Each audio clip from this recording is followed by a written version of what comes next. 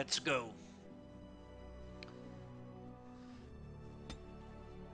Here we shall select coercion. This makes character is influential enough to convince others to change their views. Strength contributes to a more intimidating character, whereas cunning contributes to a more persuasive character. Important.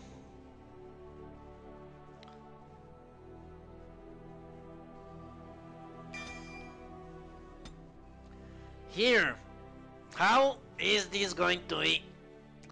Expect or Espest or whatever is the actual name. I found through my myriad of playthroughs that control is the most important weapon a character can have.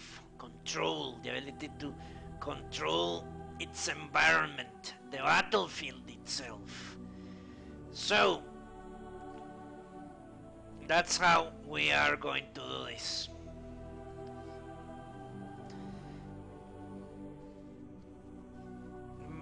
This whole line of things is perfect for that, for control. So it's all the whole entropy.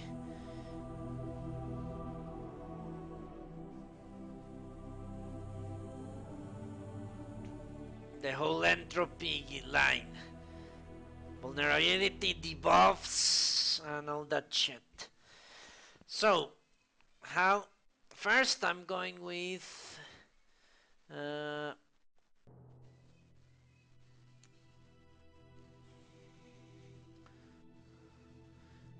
with this one. This is important. Okay, the caster engages in a subtle mental manipulation that disorients the target, making it less effective for 20 seconds. This spell cannot be resisted. Target suffers a hex. Penalty to cold, no. Now. Caster drains target energy for 20 seconds, suffering a -10 attack, unless it passes a physical resistance. Mind Blast. The caster projects a wave of telekinetic energy and stuns enemies for 3 seconds, reducing threat generated to 0. Well, this will be useful once I get companions, but before, not so much. So I think Disorient is better. Yeah, we're going to be heavily investing in entropy. Let's play in Nightmare, yes. Right click on a foe to attack, use a talent like Ping Shot and a spell like Winter's Grasp by left click. On a cliff overlooking the dark waters of Lake Kalenhad stands the tower fortress that is home to the Circle of Magi.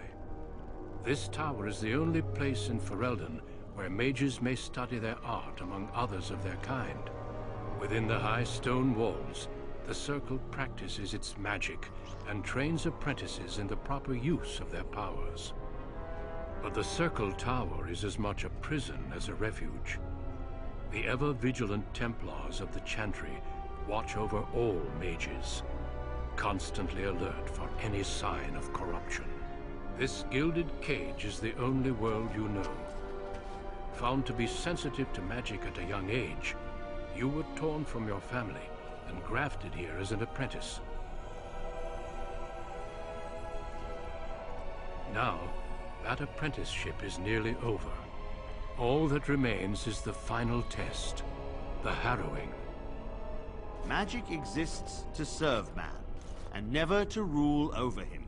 Thus spoke the prophet Andraste as she cast down the Tevinter Imperium, ruled by mages who had brought the world to the edge of ruin. Your magic is a gift, but it's also a curse. For demons of the Dream Realm, the Fade, are drawn to you, and seek to use you as a gateway into this world. This is why the harrowing exists. The ritual sends you into the Fade, and there you will face a demon, armed with only your will. Hello, Fail.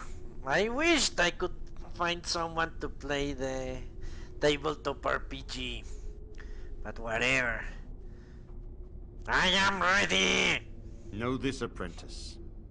If you fail, we Templars will perform our duty. You will die. This is Lyrium, the very essence of magic, and your gateway into the Fade. The harrowing is a secret out of necessity, child. Every mage must go through this trial by fire. As we succeeded, so shall you. Keep your wits about you, and remember the Fade is a realm of dreams. The spirits may rule it, but your own will is real. The apprentice must go through this test alone, First Enchanter. You are ready.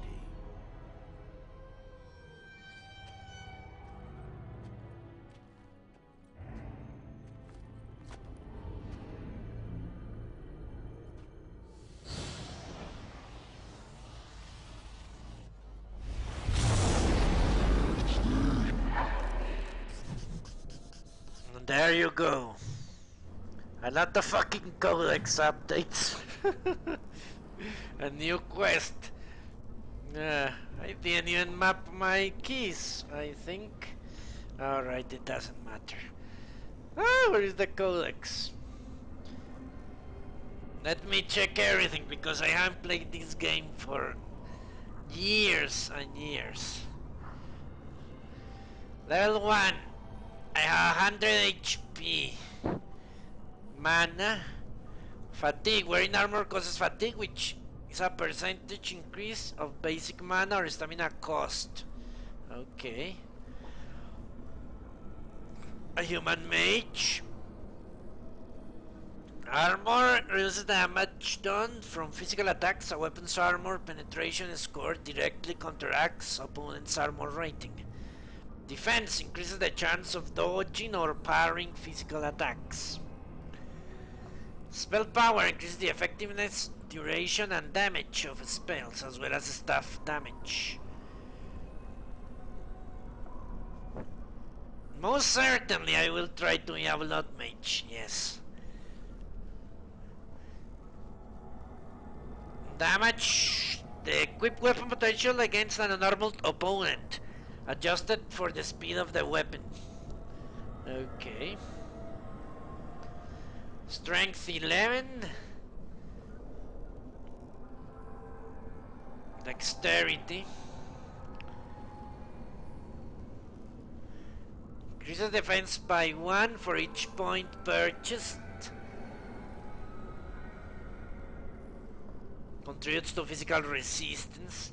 Increases mana or stamina by 5 points. By 5 per point. Contributes to mental resistance. Increases spell power by 1 for each point. Effectiveness, prerequisite for high level stabs and many spells. Mental resistance. Increases effectiveness of rogue talents, prerequisite for many skills, contributes to armor penetration, mental resistance, and persuasion. Increases health by 5, contributes to physical resistance. Okay.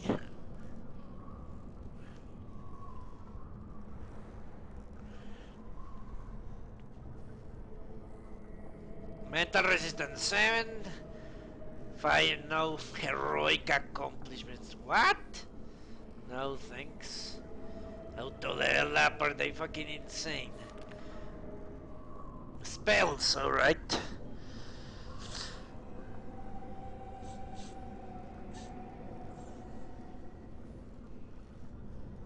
My skills, I have shit. Ah, what's this? Enable tactics for control characters?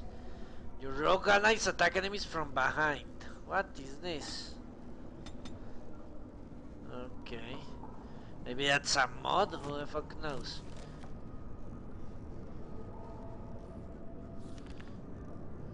I don't have shit. Of course I'm in the fucking fade. Journal. Premium content. That must be DLC. Let's read that. Survive the harrowing. You face your harrowing, the rite of passage that marks the transition from apprentice to mage. You've been thrown in the fate, fend off the demons that you see. It's a way into a world. Prove that these demons have no hold over you, and that you are fit to wear the mantle of a circle magi.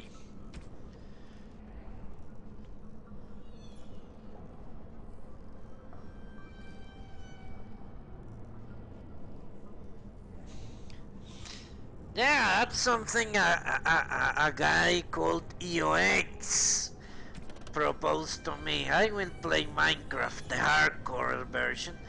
Let's read the harrowing. Among apprentices of the circle, nothing is regarded with more fear than the harrowing. Little is known the rite of passage, and that alone would be cause for dread. But it is well understood that only those apprentices who pass this trial are ever seen again. They return as full members of the circle. Of those who fail, nothing is known. Perhaps they are sent away in disgrace, perhaps they are killed on the spot. I heard one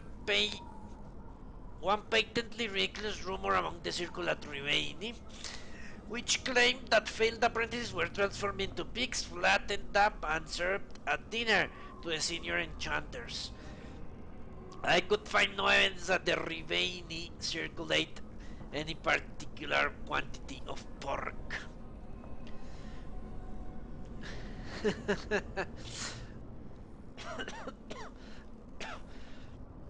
Well, what can I say? I will play Minecraft in hardcore.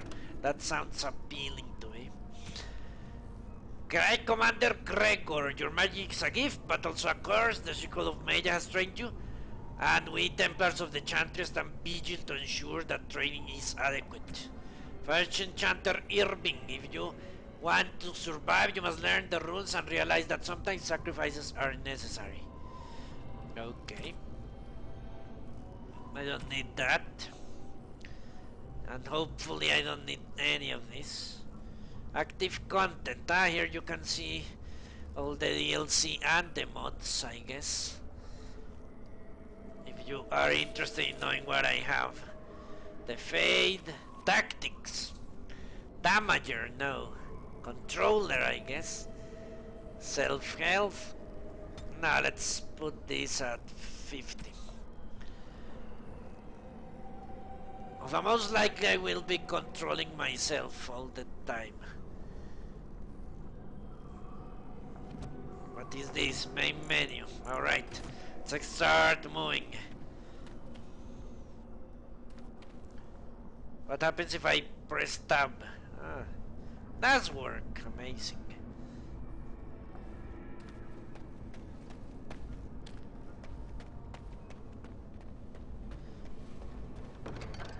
Shimmering orb of light. It's difficult to be sure what this scintillating shimmering item is, but just holding it makes you feel better. Use replenish health, I guess.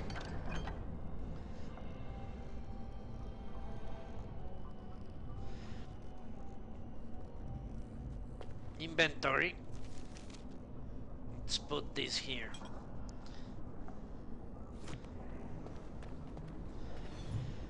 Beyond the Veil, Spirits and Demons.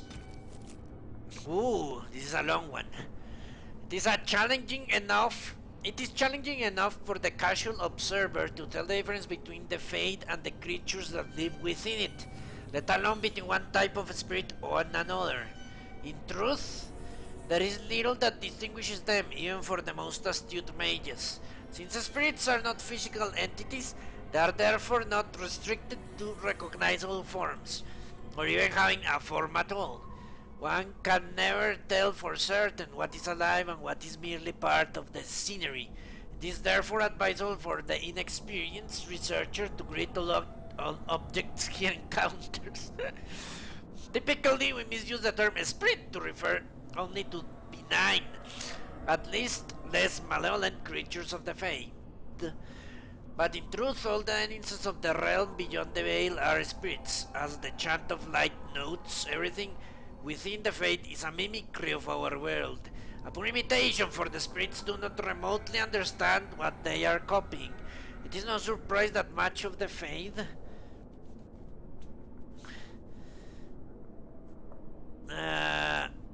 appears like a manuscript translated from Tainter into religion and back by drunken initiates. In general, the spirits are not complex, or rather, they are not complex as we understand such things. Each one seizes upon a single facet of human experience: rage, hunger, compassion, hope, etc. This one idea becomes their identity. We classify as demons those spirits who identify themselves with darker human emotions and ideals. The most common and weakest form of demon one encounters in the Fade is a rage demon. They are much like perpetually boiling kettles, for they exist only to end hatred, but rarely have an object to hate. Somewhat of these are the hunger demon, who do little but eat or attempt to eat everything they encounter, including other demons. This is rarely successful. There are the sloth demons. These are the first intelligent creatures one typically finds in the Fade. They are dangerous only to those on those rare occasions they can be induced to get up and do harm. These other demons are more clever and far more powerful, using all forms of bribery to induce mortals into their realms. Wealth, love, revenge, whatever lies closest to your heart. Without power. The most powerful demons yet encountered are the pride demons, perhaps because they are among all of their kind. Because they, among all of their kind, most resemble men.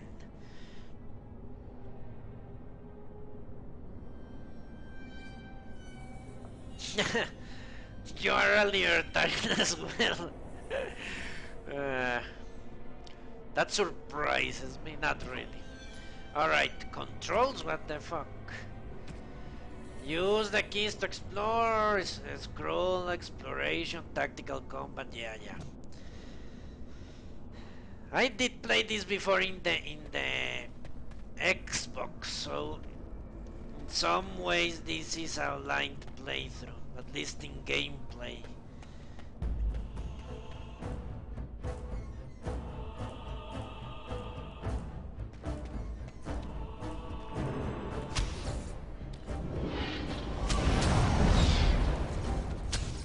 Holy shit!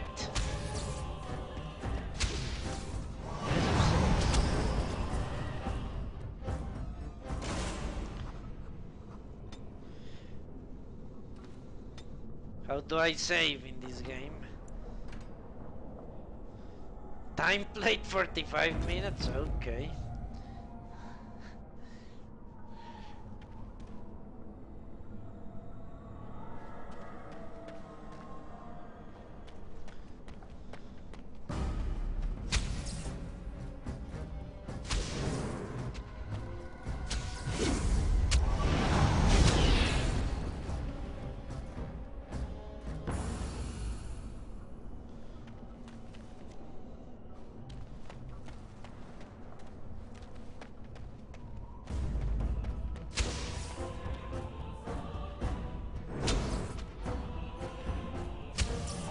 Shit, it fucking resisted. Ah, we have done well.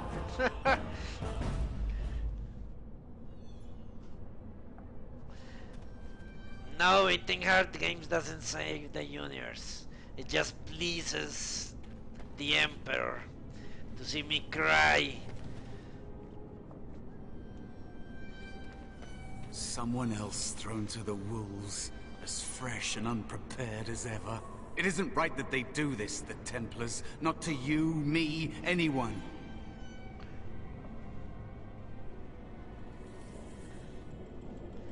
I will succeed, right or not. Well, you say that now. So have many others before you. Look at me. Look at what can happen. It's always the same. But it's not your fault. You're in the same boat I was, aren't you? Allow me to welcome you to the Fade. You can call me, well, Mouse.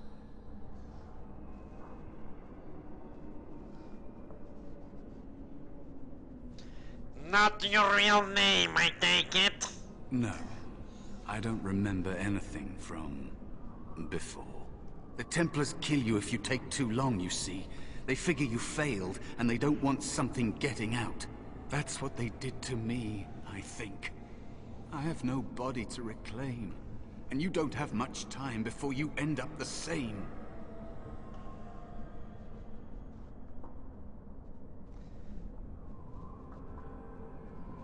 How long do I have exactly? I don't remember. I ran away and I hid. I don't know how long. Fucking coward. That's not going to happen to me. That has been said before, but you don't know the danger. There's something here, contained, just for an apprentice like you. You have to face the creature, a demon, and resist it. If you can. That's your way out. Or your opponents, if the Templars wouldn't kill you. A test for you. A tease for the creatures of the Fade.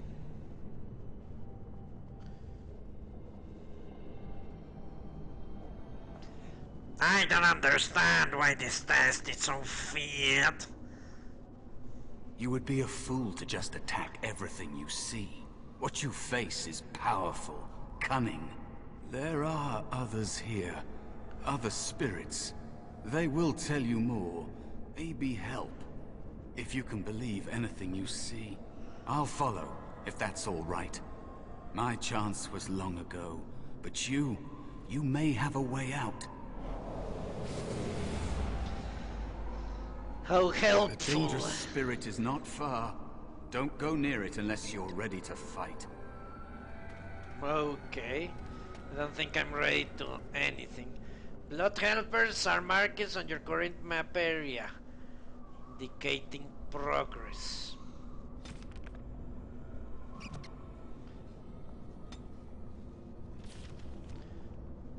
I don't see anything. What happened to your internet?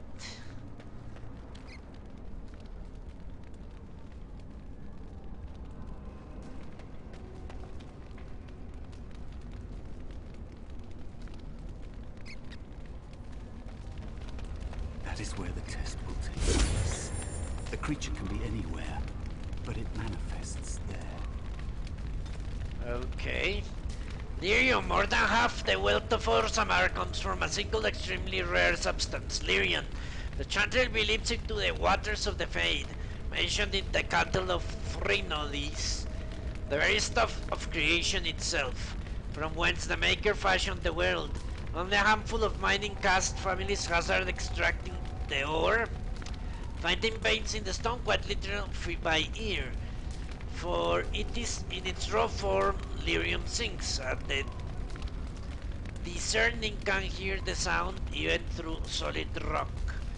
Even though dwarves have a natural resistance, raw lyrium is dangerous for all but the most experienced mining caste to handle. Even for dwarves, exposure to unprocessed mineral can cause deafness or memory loss. For humans and elves, direct contact with the ore produces nausea, blistering of the skin, and dementia. Mages cannot even approach unprocessed lyrium. Doing so is invariably fatal. Despite its dangers, lyrium is the single most valuable mineral currently known. In the Territory Imperium, it has been known to command a higher price than diamond.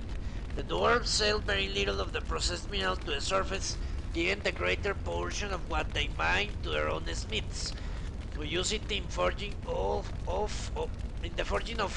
truly superior warband weapons and armor. What processed lyrium is sold on the surface goes only to the Chantry, who strictly controls the supply. From the Chantry it is dispensed to both Templars, who make use of it in tracking and fighting Maleficarum, and to the Circle. In the hands of the Circle, lyrium reaches its fullest potential. Therefore, marry craftsmen, transform it into an array of useful items, from the practical, such as magically hardened stone for construction, to the legendary silver armor of King Calenhad. When mixed into liquid and ingested, lyrium allows mages to enter the fate fully aware, unlike colors who reach it only while dreaming. Such potions can also be used to aid in the casting of especially taxing spells, for a short time granting a mage far greater power than he normally wields. Lyrium has its costs, however, prolonged use becomes addictive, the cravings unbearable. Over time, Templars grow disoriented, incapable of distinguishing memory from present or dream from waking.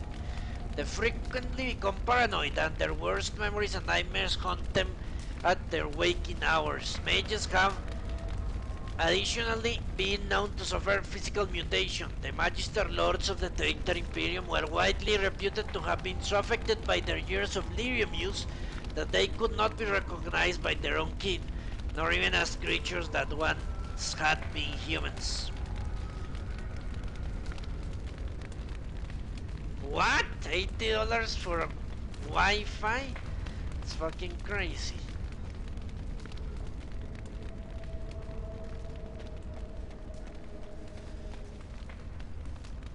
That's a 5. Alright. I am afraid.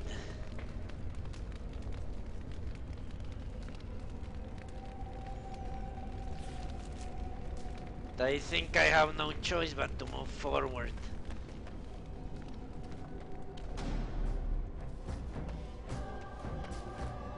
It's one of those fucking things, okay. Yes.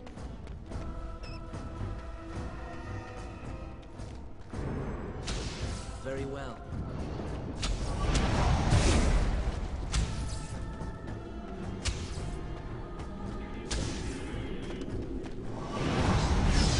I knew we could not lose. Holy shit, fucking things are resisting everything I throw at them.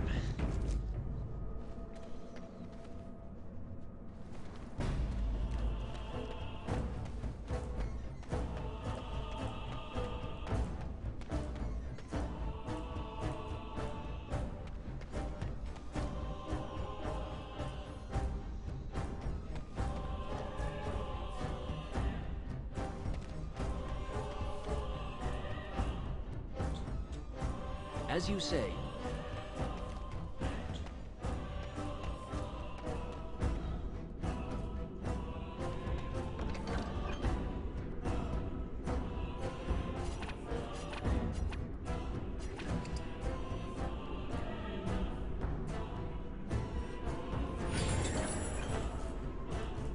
Shit.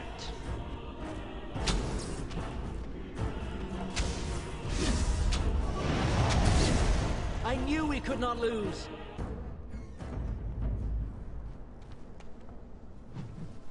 The Black City.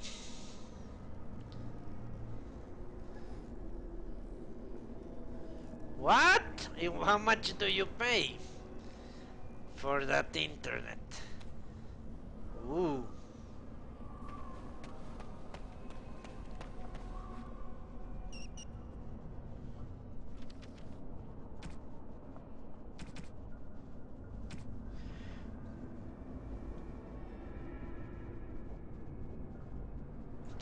The Black City. No traveler to the fate can fail to spot the Black City. It is the one of the few features constants that in that ever-changing place. No matter where one might be, a city is visible, always far off. For it seems that the only rule of geography in the fate is that all points are equidistant from the Black City. The chant teaches that the Black City was once the seat of the Maker, from whence he ruled the fate. Left empty when men turned away from him. Dreamers do not go there, nor do spirits, and the most powerful demons seem to avoid the place.